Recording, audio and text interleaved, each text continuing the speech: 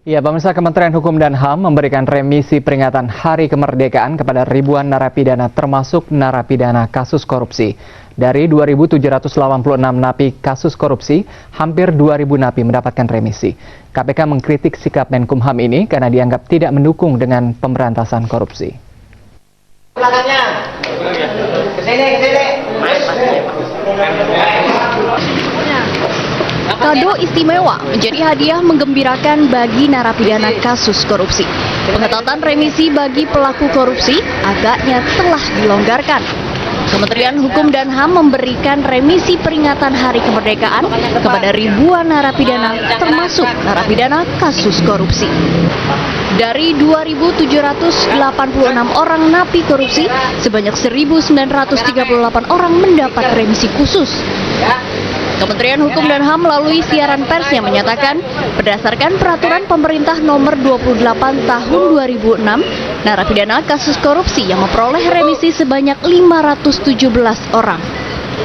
Sedangkan berdasarkan peraturan pemerintah nomor 99 tahun 2012, narapidana yang memperoleh remisi karena telah memenuhi persyaratan sebanyak 1.421 orang.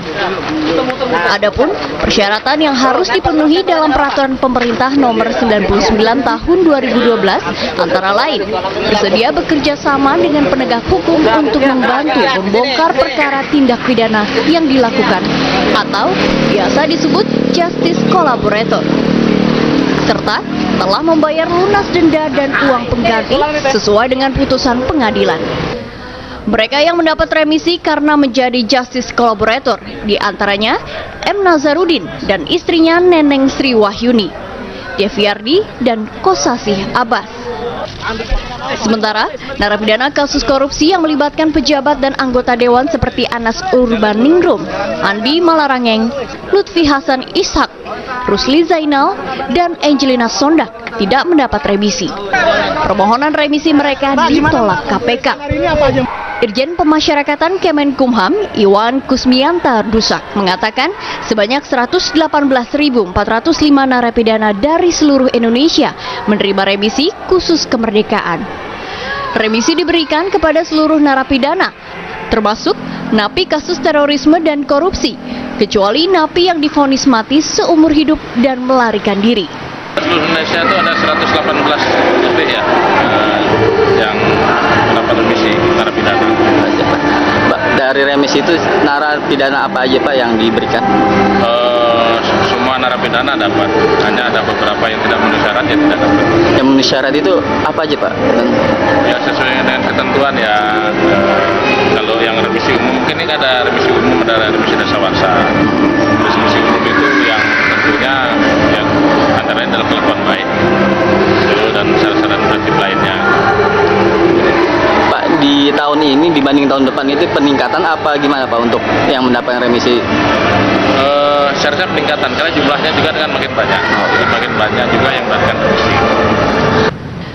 Komisi Pemberantasan Korupsi KPK menyayangkan sikap pemerintah mengumbar remisi bagi narapidana kasus korupsi.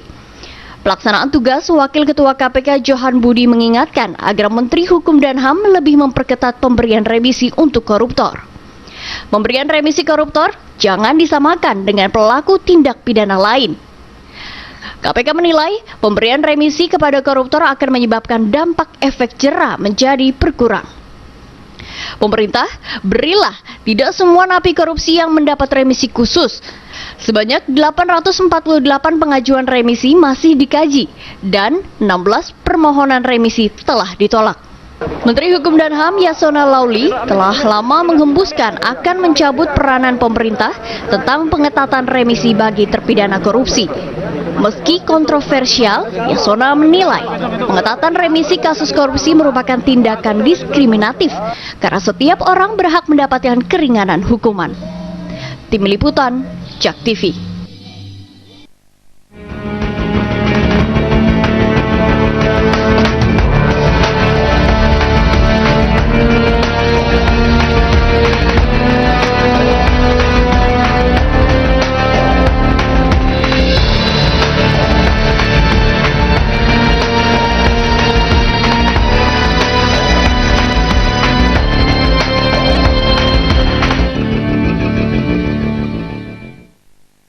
Iya, pemirsa, remisi kemerdekaan bagi napi koruptor menuai polemik. Pemerintah, khususnya Menkumham, dinilai mengobrol remisi bagi napi koruptor. Ini kami bahas di Hadap Berita Petang hari ini bersama dengan 3 narasumber kami. Sudah hadir sebelah kiri saya, Pak Emerson Yunto, peneliti dari ICW. Selamat malam. Malam. Oke, kemudian juga mantan pengacara dari Angelina Soda dan juga pakar pidana. Di sini sudah hadir Pak Teguh Nasrullah. Selamat malam, Pak Teguh. Selamat malam. Oke, kemudian dari anggota Komisi 3 DPR RI, fraksi PD Perjuangan, Pak Masinton Pasaribu. Selamat malam, Pak Masinton. Selamat malam, Bung Hadap. Oke, pemirsa, Anda juga bisa bergabung bersama kami di line telepon 0215155111. Oke, saya ke Pak Emerson. Pak Emerson, menarik kalau kita sempat melihat ini catatan pidato dari Presiden Jokowi begitu ya di depan, mungkin Pak Sinton juga masih ingat begitu, di depan DPR Agustus kemarin yang menyatakan bahwa tidak akan memberikan remisi begitu untuk para napi koruptor. Tapi kenyataannya di lapangan justru bertolak belakang. Menkumham memberikan sekitar 1.900 remisi untuk narapidana, termasuk di dalamnya adalah napi koruptor. Ya, ini juga seringkali bertolak belakang, tidak sinkron antara Presiden dengan Menteri Hukum dan HAM, kan juga bukan yang sekali ini gitu ya. Selain remisi ada isu soal revisi Undang-Undang KPK waktu itu. Nah, ini yang saya pikir harus dikoreksi dari sikap Pak Menteri gitu ya, bahwa langkah pemberian remisi buat koruptor, kalau itu diberikan serampangan, obral dan sebagainya, itu tidak hanya merusak citra atau mencederai citra Kementerian Hukum dan HAM, tapi mencederai pemerintahan Jokowi dan juga Presiden Jokowi. Kita tahu bahwa Jokowi pernah membuat program Nawacita, dan itu jelas menyebutkan bahwa salah satunya adalah mendukung kebijakan yang pro pemberantasan korupsi. Nah, bagi kami sebenarnya di ICW, pemberian remisi buat koruptor, remisi dasawarsa kemerdekaan ini, yang jumlah 1.900 ini yang paling fantastis yang kita tahu ya. Mungkin layak dapat muri gitu ya Pak Yasona, karena memberikan yang paling banyak. Nah, ini juga harus dicek kembali apakah pemberian remisi ini sudah sesuai dengan peraturan perundang-undangan yang berlaku. Ada PP 99 2012, ada PP 28 2006 yang mengatur soal tata cara pemberian pemenuhan hak warga binaan, termasuk narapidana perkara korupsi ini. Nah, kita agak takut begini, pemberian yang serampangan ini akan menjadi tanda kutip noda bagi hari kemerdekaan RI yang ke-70, bahwa kita sendiri belum merdeka dari korupsi, ya juga jangan memerdekakan para koruptor kalau memang tidak dianggap punya kontribusi mengungkap kasus yang lebih besar, kemudian juga membayar uang pengganti hasil korupsi. Oke, menarik. Saya ke Pak Masinton. Pak Masinton, apa yang dilakukan Menteri Yasona Lawli sendiri ini mencederai atau menyakiti hati termasuk KPK, ICW, dan mungkin masyarakat begitu ya, yang melihat pemerintah atau Menkumham dinilai memberikan obral remisi termasuk untuk napi koruptor. Kan gini, dalam ini kan napi itu juga memiliki hak ya. Di samping dia narapidana, penghukuman kita itu kan bukan pembalasan yang ini, bahwa napi juga memiliki hak. Nah, dalam undang-undang berapa itu, undang-undang 12 itu ya, tentang masyarakat itu kan kalau berkelakuan baik segala macam itu bisa diberikan haknya. Dan tapi tadi dinilai tidak sinkron begitu dengan PP 99 2012 yang seharusnya pemerintah memberikan pembatasan yang ketat untuk remisi napi koruptor. Iya, nah PP 99 itu juga banyak yang ini loh, banyak yang minta itu supaya ditinjau kembali penerapan PP 99 tahun 2012 itu, karena termasuk PD Perjuangan. Diskriminatif. Bukan, ini ketika bukan PD Perjuangan, maksudnya ini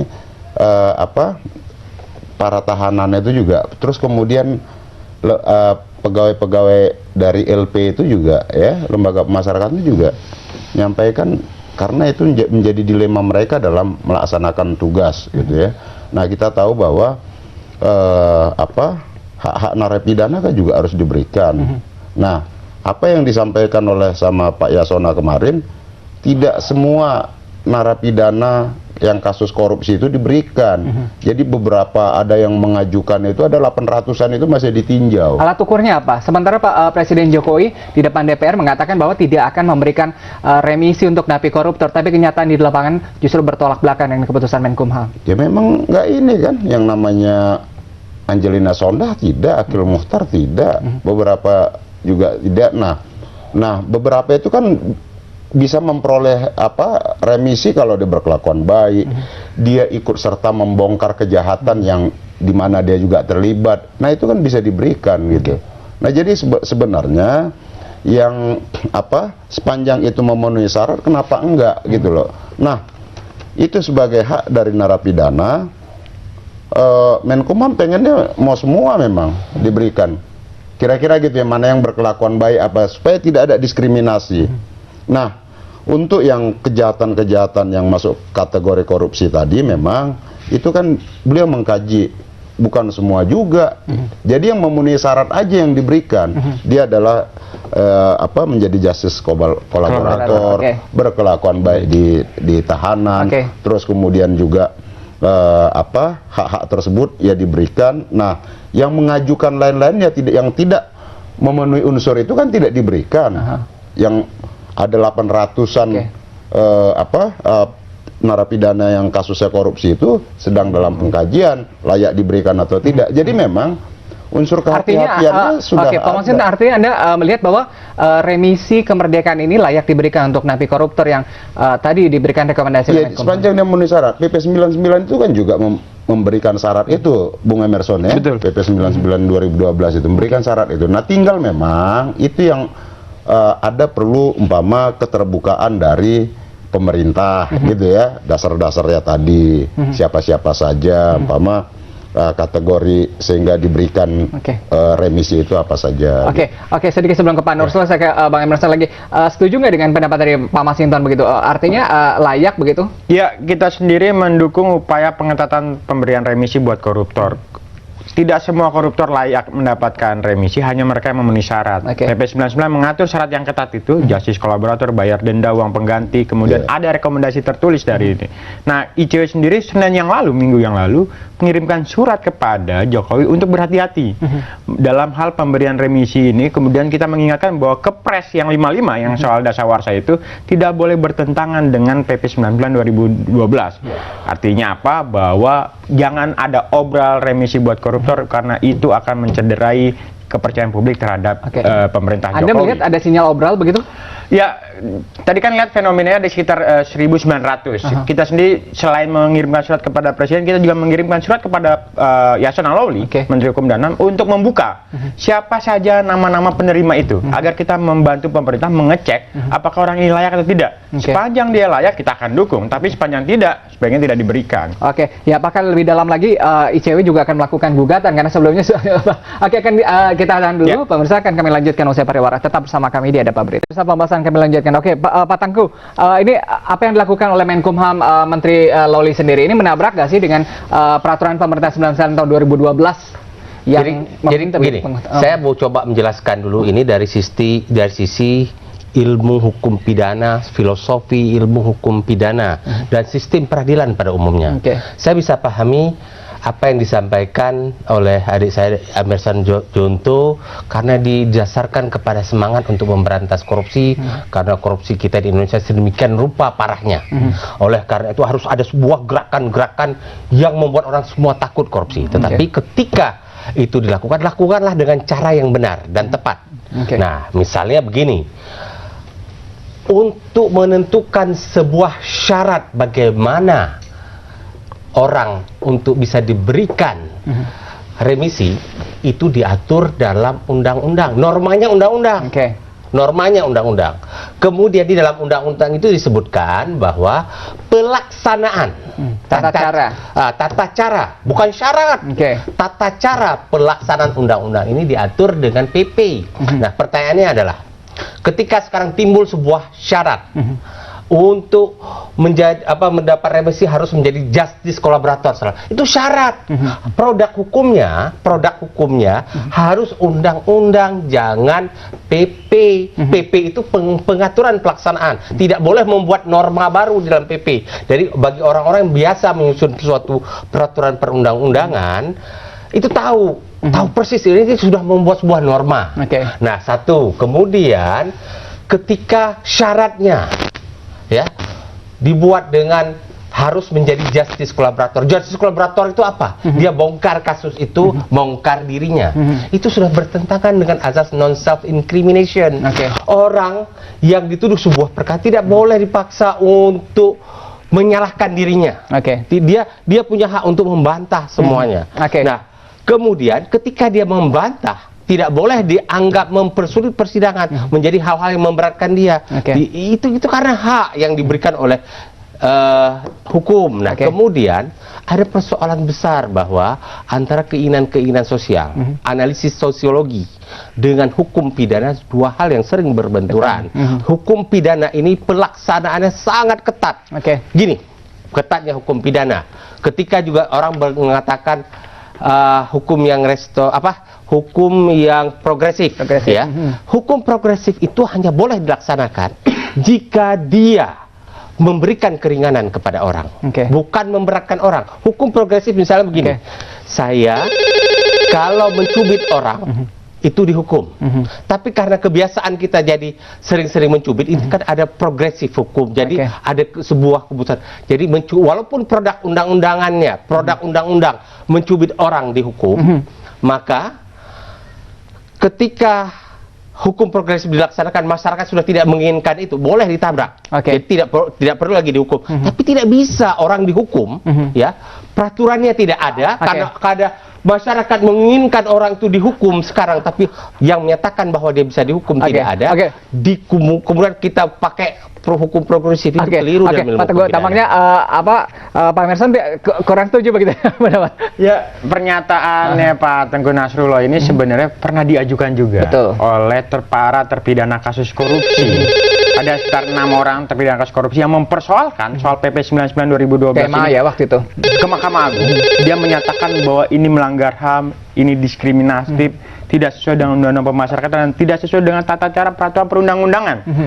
Dan di bulan November 2013 itu ditolak semua permohonan dalil dari para pemohon. Yang waktu itu kuasa hukumnya Pak Yusril Ijah Mahendra nyatakan bahwa PP 99 ini tidak melanggar hak asasi manusia, tidak diskriminatif, sudah sesuai dengan peraturan perundang-undangan. Jadi tidak ada persoalan dan artinya apa? PP 99 ini yang berlaku sampai saat ini. Oke.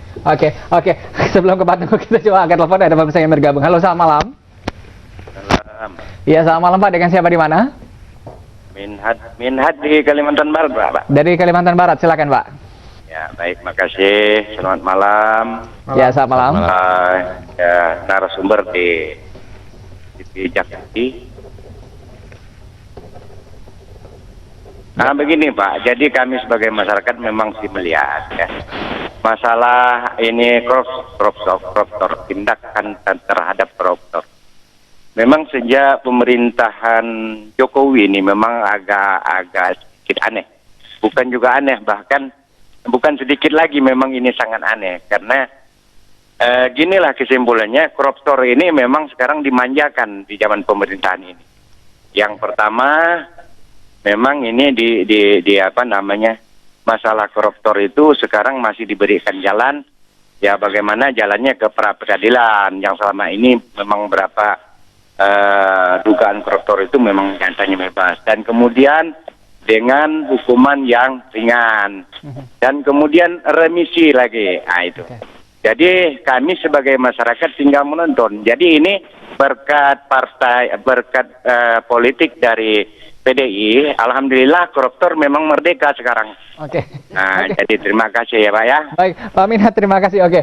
Pak Masinta, ini yang pantas ini menjawabnya. Pak Jokowi memanjakan koruptor. Jadi Pak Minhad, saya sampaikan dulu, ini nggak ada kaitan sama PDI Perjuangan dan apakah pemerintah memanjakan koruptor. Tidak, ini diatur dalam undang-undang kita, diatur dalam peraturan pemerintah, syarat dan tata cara pemberian remisi tadi. Kalau memenuhi syarat itu kan nggak ada masalah. Kalau memenuhi undang-undang, memenuhi peraturan pemerintah tadi, persyaratan yang diatur itu, apa salahnya? Tapi Pak Jokowi tidak menilai bahwa Indonesia sekarang darurat korupsi? Iya, tapi kan tidak, yang diberikan remisi ini bukan kasus korupsi semua loh. Yang koruptor yang mendapatkan narapidana kasus korupsi itu yang mendapatkan remisi itu juga yang sudah memenuhi syarat yang diatur dalam PP 99 tahun 2012. Nah, orang yang juga dalam pemberian remisi ini kan juga ada yang di luar korupsi tadi ya. Ada banyak kasus yang ini narapidana yang berjasa kepada negara, dia berbuat baik, dia insaf segala macam. Itu kan diberikan haknya karena hak-haknya tadi diatur oleh undang-undang. Kan gitu. Nah, kan jadi ini bukan apa tadi menjawab pertanyaan Bapak itu tadi dari Kalimantan Barat tadi, oh ini pesta poranya para koruptor. Tidak, pemerintahan sebelumnya juga memberikan remisi-remisi itu karena itulah undang-undang. Jadi pertanyaan dari pendengar atau pemirsa tadi, kenapa tanda kutip PDIP dibawa-bawa? Karena mungkin barangkali merujuk karena Pak Yasona Lawli berasal dari politisi PDIP. Dan kemudian Pak Jokowi juga sama satu partai. Nah, sebenarnya itu bisa dibantah oleh Pak Masinton. Tapi kan gini Pak Emerson, tata caranya itu kan pengajuan remisi itu bukan datang dari menteri, tapi datang dari bawah. Kepala lapas dari hasil penilaiannya, kepala rutan, baru kemudian diajukan bertahap berjenjang baru ke menteri. Itu, jadi bukan tiba-tiba menteri pengen si Anu diberikan remisi, tidak, tapi ini berdasarkan dari penilaian di bawah. Itu kan saya cuma menjelaskan begini Bang Masinton, bahwa ini kan persepsi publik bahwa seolah-olah menempatkan Pak Yasona sebagai masih politisi PDIP, dan kemudian itu dalam beberapa kali rapat dengar pendapat yang coba kita ikuti, isu soal remisi ini selalu terdengar gitu ya. Nah, orang mencurigai begini, barangkali ada, ini kan Pak Yasona juga dari politisi yang juga pernah di Komisi 3 Hukum dan HAM, publik mencurigai jangan-jangan ini ada kepentingan para politisi nih, agar teman-teman mereka gitu ya, kader partai yang terjerat dalam kasus korupsi, pimpinan partai politik yang terjerat kasus korupsi, itu juga dapat courting dalam bentuk remisi. Karena kalau enggak misalnya, itu pastinya dia akan menjalani hukuman yang sangat lama, tidak sesuai dengan keinginan publik, bahwa koruptor harus dihukum berat, tidak ada remisi sama sekali. Nah, ini yang saya pikir perlu diingatkan kembali pemerintahan Jokowi. Kalau karena itu gini Bung Emerson, kawan-kawan yang kader partai politik kalau di PDI yang terlibat korupsi kan udah dipecat, jadi udah nggak ada kaitan secara organisasional maupun secara personal. Gitu loh. Jadi nggak ada kaitan oh ini berkaitan dengan kader-kader partai politik. Kalau PD Perjuangan udah dipecat kok. Ya, kita punya, ada kaitan. mungkin kita agak beda sama Bang Masinton. Kita punya data sejumlah politisi gitu ya. Itu juga beberapa ada juga partainya Bang Masinton. Ya, saya setuju dengan Bang Masinton bahwa mereka yang korup harus dipecat. Tapi paling tidak, karena kita membaca seperti itu, ya lagi-lagi kan publik punya prasangka gitu ya. Yang itu yang harus dibantah oleh teman-teman PDIP, bahwa PDIP tidak terlibat menjadi bagian dari misalnya setuju soal obral pemberian remisi ini. Saya katakan lagi bahwa tadi Bang Sinton bahwa remisi boleh tapi dengan syarat yang ketat. Paling tidak itu yang saya bisa tegaskan ya. Masih akan kami lanjutkan di segmen berikutnya. Pemirsa jangan kemana-mana, kami akan kembali dengan pembahasan berikutnya. Tetap bersama kami.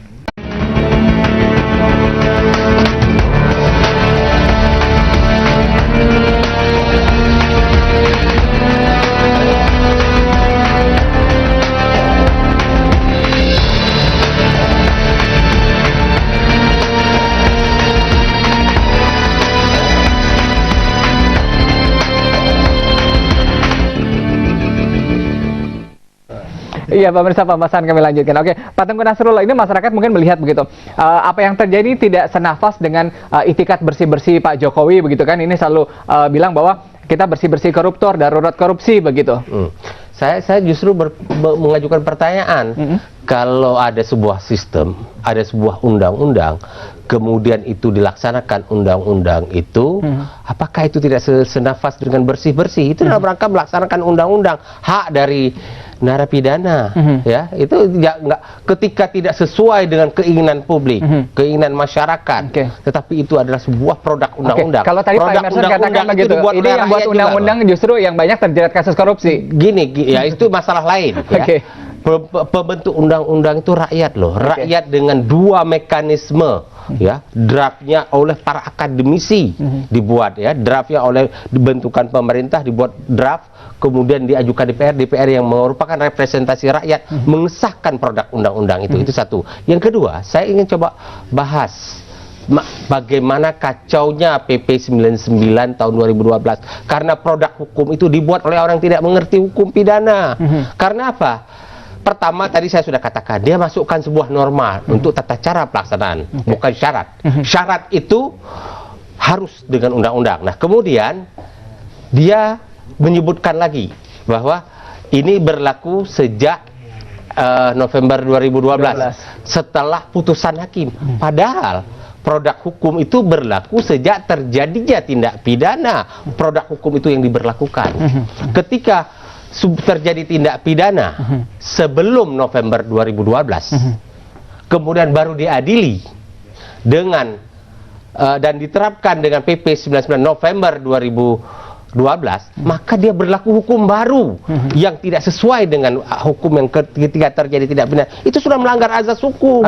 Nggak boleh seperti itu. Nah, seharusnya kalaupun mau digunakan bahwa PP ini berlaku ya sejak saat ditetapkan. Nah, dan berlaku kepada tindak pidana yang terjadi ke depan, bukan sejak diputuskan oleh hakim. Bisa saja terjadi, misalnya begini, terjadi tahun 2010 tindak pidana, diputuskan oleh hakim tahun 2013. Diputuskan oleh hakim, berlaku PP itu. Bagaimana tindak pidana yang terjadi sama-sama pelaku tindak pidananya sama-sama di 2010, ya? Yang satu dapat remisi karena dia diputuskan sebelum November 2012, yang satu lagi karena diputuskan setelah November 2012 tidak terjadi. Pak Tengku, ini itu karena salah produk hukum oleh negara. Pak Tengku, ini tentunya semua akan menuntut tadi begitu ya, hak mereka, termasuk klien Anda, mantan saya tidak bicara klien saya, saya bicara sistem. Sistem itu yang harus ditegakkan. Klien saya mau dapat apa tidak itu urusan negara, bukan urusan saya. Baik. Saya ke Pak Emerson. Pak Emerson, ini kan tadi begitu hitung-hitungan remisi ini kerap menjadi tadi pertanyaan besar begitu ya, keterbukaan sendiri begitu. Apakah ada usulan atau wacana dari ICW sendiri begitu agar tadi perhitungan atau tanda kutip mungkin jual beli remisi ini tidak ada lagi, hukuman mati mungkin efek jerah? Iya, kalau ICW sendiri dalam posisi menolak hukuman mati. Kita sendiri pinginnya setengah mati aja cukup sebenarnya. 20 tahun penjara sebenarnya itu hukuman yang maksimal buat pelaku korupsi. Bahkan kita coba mendorong di revisi Undang-Undang Tipikor yang baru, hukumannya bisa akumulatif, misalnya 100 tahun, 300 tahun, tergantung dari kejahatan pidana yang dia lakukan. Nah, memang ada persoalan serius soal vonis dalam perkara korupsi. Kita baru saja melansir tren vonis korupsi 2015 semester 1, rata-rata hukuman buat koruptor hanya 2 tahun 1 bulan. Artinya apa? Dengan vonis yang sangat ringan, yang mengecewakan ini, ditambah dengan misalnya peluang dapat remisi dan pembebasan bersyarat, koruptor akan lebih cepat keluar daripada yang diputuskan oleh hakim. Dan ini pasti mengecewakan buat publik dan akan jadi presiden buruk buat publik. Publik akan mencibir begini, enak betul koruptor di Indonesia, hukumannya ringan, kemudian dapat remisi pembebasan bersyarat, lebih keluar lebih cepat dari pelaku pidana ringan sekalipun. Nah, ini yang saya pikir harus jadi perhatian serius bagi pemerintahan Jokowi, termasuk juga buat Menteri Hukum dan HAM untuk tidak mengobrol. Jadi sangat berhati-hati dalam memberikan remisi pembebasan bersyarat buat koruptor, karena kalau tidak, citra pemerintahan Jokowi ini akan luntur di mata publik. Kalau saya ingin tambahkan begini, saya sangat sependapat bahwa pemberian remisi itu tidak boleh diobral. Setuju. Tapi platformnya adalah harus digunakan. Remisi itu hak. Hak dari setiap narapidana. Kalau saya mengatakan ada 100.000 narapidana, semua mereka berhak. Kecuali pihak-pihak yang tidak memenuhi syarat untuk terpenuhinya remisi itu satu. Yang seberapa besar keterbukaan juga? Nah, yang kedua, hati-hati. Yang saya khawatirkan sekali dalam pemberian remisi ini adalah jual beli. Jual beli remisi itu terjadi. Nah, cilakanya saya rasa salah satu penyebab teman-teman dari ICW ini, salah satu penyebab, bukan hanya itu ya, keberatan pemberian remisi kepada koruptor, karena para koruptor itu punya duit, dia bisa membeli remisi. Tetapi saya mengatakan yang harus diberantas adalah jual beli itu, bukan hak narapidana. Itu yang terpenting. Terakhir Pak Masinton, ini jual beli remisi begitu ini masih dikhawatirkan karena kita tahu koruptor juga megang uang banyak begitu. Apa yang dilakukan Komisi 3 DPR RI, Komisi Hukum DPR RI untuk membaca masalah ini? Nah, ini yang sedang kita pelajari ya, bahwa apakah ada jual beli seperti yang diinikan. Ini kan juga harus ada statement loh. Ada makanya sinyalemen. Itu kan masih praduga saja. Nah, jika teman-teman ada membaca sinyalemen dan ada bukti-buktinya, satu saja dibawa aja. Sehingga ini bisa kita buka. Jadi kita tidak curiga bahwa membangun kecurigaan, oh ini indikasinya atau sinyalemennya ada jual beli atau obral remisi. Kan itu juga nanti kalau tidak bisa dibuktikan kan ujungnya juga fitnah, Oke. kan gitu. Oke. Saya tambahkan Oke. sedikit ya. Betul. Saya punya keyakinan seyakin-yakinnya. Pemerintah maupun DPR tidak berani memperbaiki kekeliruan-kekeliruan dalam hukum karena bertentangan dengan suara publik. Oke. Pemerintah takut dihajar oleh publik, DPR apalagi bisa-bisa tak terpilih. Meskipun itu hukumnya kacau balau, Oke. berantakan, Oke. menzalimi orang, mereka akan pertahankan itu karena demi selamatnya sebuah kekuasaan. Oke, Percaya saya. oke. Yang dikhawatirkan masyarakat justru undang-undang atau pasal-pasal begitu ya. Ini tidak lagi bisa digantikan dengan uang begitu. Ya. Oke, setuju. Oke, baik. Pak Masinton terima kasih bersama kami. Ya, terima kasih. Pak Tengku juga terima kasih. Pak Emerson juga terima kasih bersama